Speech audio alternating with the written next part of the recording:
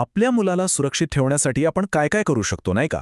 हा प्रश्न ना प्रत्येक आईवडिलांच्या मनात कधी ना कधी येतोच. आज आपण अशाच एका शॉर्ट फिल्मबद्दल बोलणार आहोत. एक अशी गोष्ट जी या प्रश्नाच्या अगदी खोलात जाते आणि आपल्याला शिकवते की मुलांचं ऐकणं आणि त्यांच्यावर विश्वास ठेवणं हे सगळ्यात महत्त्वाचं का आहे. ही फक्त एका कथेची सुरुवात नाहीये. खरं तर हे एक असं वास्तव आहे जे अनेक मुलं अगदी शांतपणे सहन करत असतात. विचार करा, जेव्हा घर जे आपलं सगळ्यात सुरक्षित ठिकाण असायला हवं तेच धोक्याचं बनतं, तेव्हा काय होत असेल. चला बघूया या कुटुंबासोबत नेमकं काय घडतंय. चला एका अशा कुटुंबाची कल्पना करूया जे खूप मोठ्या आर्थिक अडचणीत सापडलं आहे आणि त्यांची सगळी आशा एका नातेवाईकावर टिकून आहे. त्यांना वाटतंय की तो येईल आणि सगळं काही ठीक करेल. पण कधीकधी मदत करणाराच आपल्या आयुष्यातला सगळ्यात मोठा धोका बनून येतो. आपण आपल्या कुटुंबासाठी नेहमीच चांगलं व्हावं असं इच्छितो हो ना, पण कधीकधी ह्याच नादात समोर स्पष्ट दिसणारे धोक्याचे इशारे सुद्धा आपल्या नजरेतून सुटून जातात.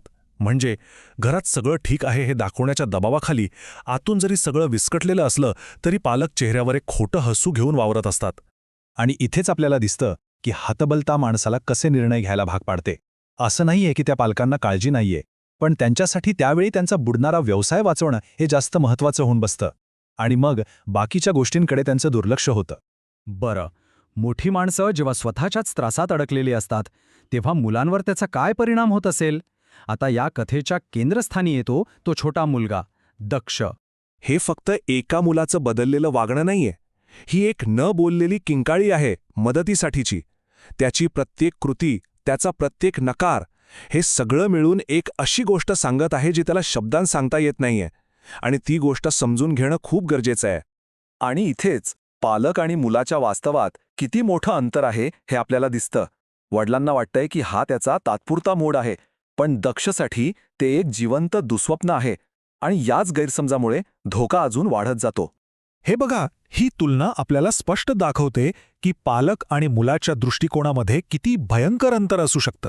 ही एक आठवण आहे की कधीकधी जे वरवर दिसते त्याच्या पलीकडे जाऊन न बोललेले शब्द ऐकणं किती गरजेचं असतं. प्रत्येक कथेमध्ये एक असा क्षण येतो, एक असा टर्निंग पॉइंट, जिथून सत्य हळूहळू बाहेर यायला लागतं. आणि या कथेमध्ये तो क्षण एका साध्या खेळण्यातल्या बाहुलीसोबत येतो. ही आहे ती ग्रूमिंगची भयानक भाषा, जी वरवर प्रेमाची वाटते, पण तिचा खरा उद्देश मुलाला आपल्या जाळ्यात ओढणं, त्याच्यावर ताबा मिळवणं आणि मग त्याचा गैरफायदा घेणं हा असतो. या क्षणी दक्ष एक हिरोसारखा वागतोय. त्याच्याकडे कदाचित योग्य शब्द नसतील, पण तो आपल्या अस्वस्थतेला वाट मोकळी करून देण्याचा एक मार्ग शोधतोय. तो स्वतःच्या हक्कांसाठी, आपल्या सीमांसाठी लढतोय. यालाच गॅसलाइटिंग म्हणतात. जेव्हा शोषण करणारी व्यक्ती मुलालाच असं भासवते की त्याच्या भावना चुकीच्या आहेत, तोच वेडा आहे. हा विश्वास सोडण्याचा आणि पूर्णपणे नियंत्रण मिळवण्याचा एक मार्ग आहे. तर आता आपण कथेच्या क्लायमॅक्सवर पोचलो आहोत. एक असा क्षण जिथे सगळी गुपितं उघड होतात आणि त्या कुटुंबाला एका अशा निवडीला सामोरं जावं लागतं ज्याचा त्यांनी कधी विचारही केला नसेल. आईच्या मनात सतत एक शंकेची पाल चुकचुकतत असते की काहीतरी बरोबर नाहीये, आणि अखेर तिची तीच भावना तिला सत्यापर्यंत घेऊन येते. ही एक आठवण आहे की आपण आपल्या आतल्या आवाजावर नेहमी विश्वास ठेवायला हवा. बघा, इथे शोषणकर्त्याची धूर्तता आणि दुसरीकडे वडिलांचं बदललेलं रूप. म्हणजे सुरुवातीला नकार देण्यापासून ते आता आपल्या मुलाच्या संरक्षणासाठी उभं राहण्यापर्यंतचा प्रवास सगळं स्पष्ट दिसतंय. हाच तो क्षण आहे जिथे त्या कुटुंबाची खरी परीक्षा होते. ही कथा नक्कीच मन हेलावणारी आहे, पण यातून मिळणारा धडा खूप मौल्यवान आहे. चला तर मग या अनुभवातून आपल्याला काय महत्त्वाचं शिकायला मिळतं यावर लक्ष देऊया.